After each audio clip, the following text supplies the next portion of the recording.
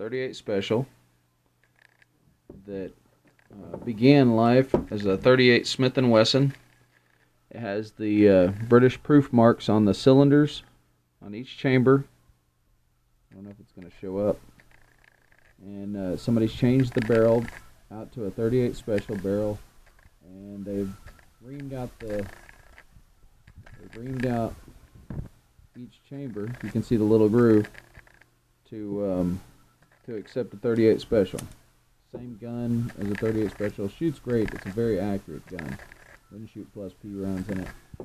I thought these were a set of custom grips, but they're actually the original walnut grips.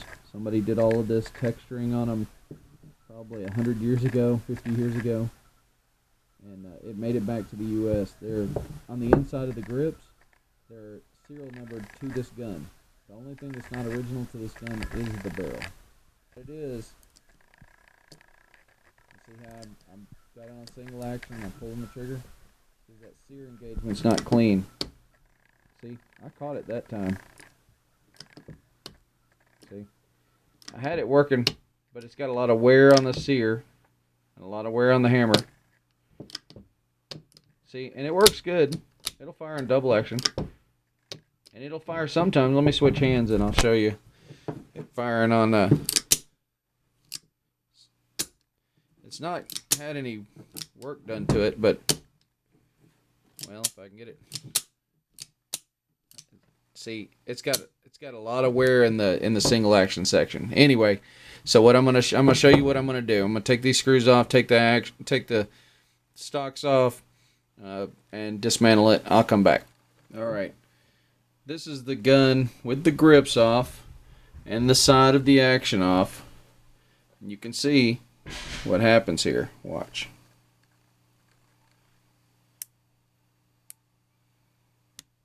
Alright, single action's engaged. It's right at the tip of my thumb there. It's a little teeny tiny groove. And what happens is it drops into double action when you do that. So when you work the action in double action, it picks it up in the let's see if I can do it slower. It picks it up in the notch below the little finger there. So see, it's got it in the notch. Comes up, and then it slips out, and that's when it drops. With a single action, well, let's try not to go into that groove. But anyway, it's got a lot of wear on that spot. Alright, we're back. So as you can see, I've taken the guts out. The gun's now doesn't have the spring or anything else.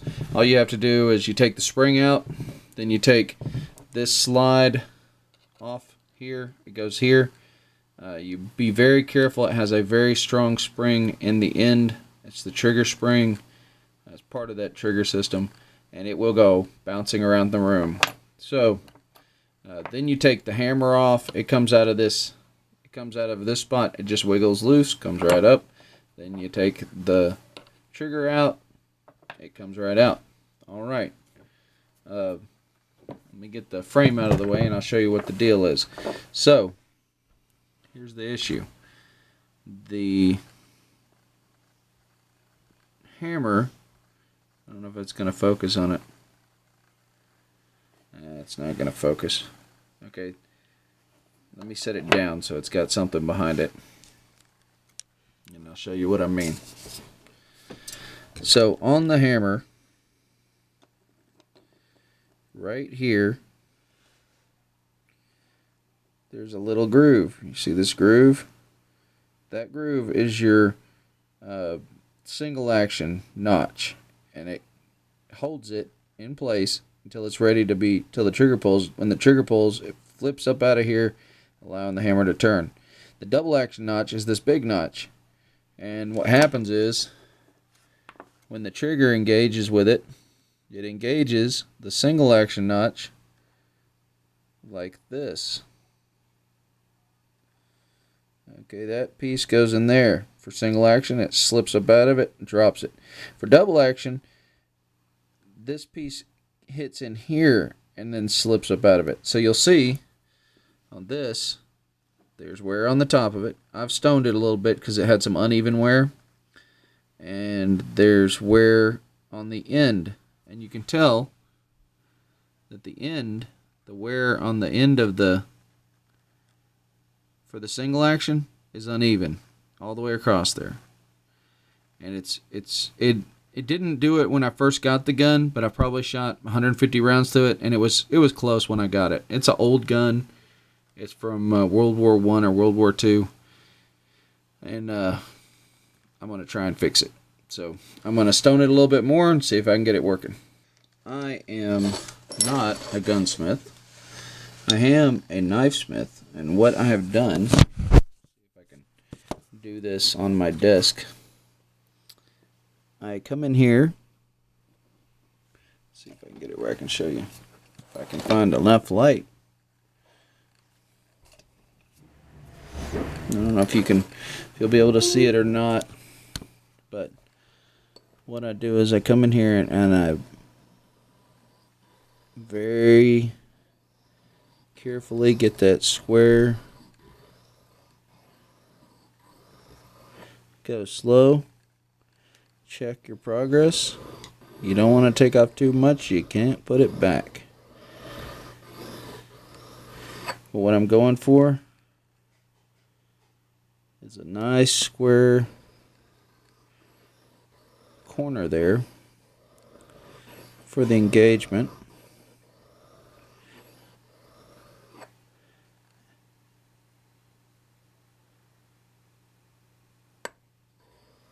And I did a similar thing on the front of it to get a nice square corner. Most people would not want to do this.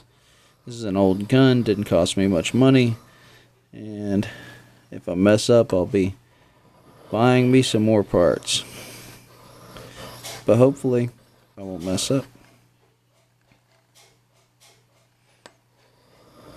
Check it often. And like I said, go slow. We're getting somewhere. I got an edge on one side. I don't know if it's going to show up, but I have an edge on this side, but not on that side. So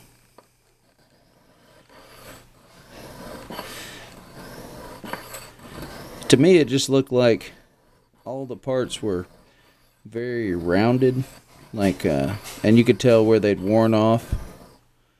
And my goal is to bring these back into a square configuration. I would not use sandpaper unless it was super fine grit and you had it on a flat surface.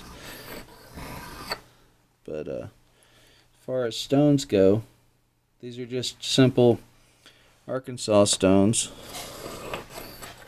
that I've had for years and years, and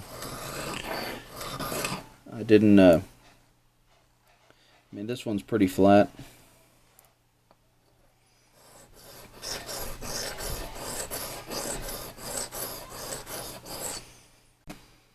Alright, so after doing some work to it, here's what we got.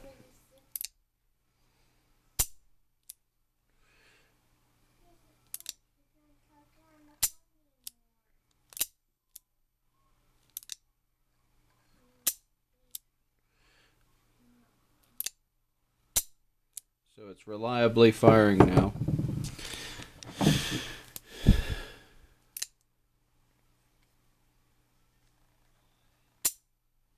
Very little trigger movement, no creep on single action. Alright, I'm going to put it back together. It's back together, double action, single action, double action, single action. Works good.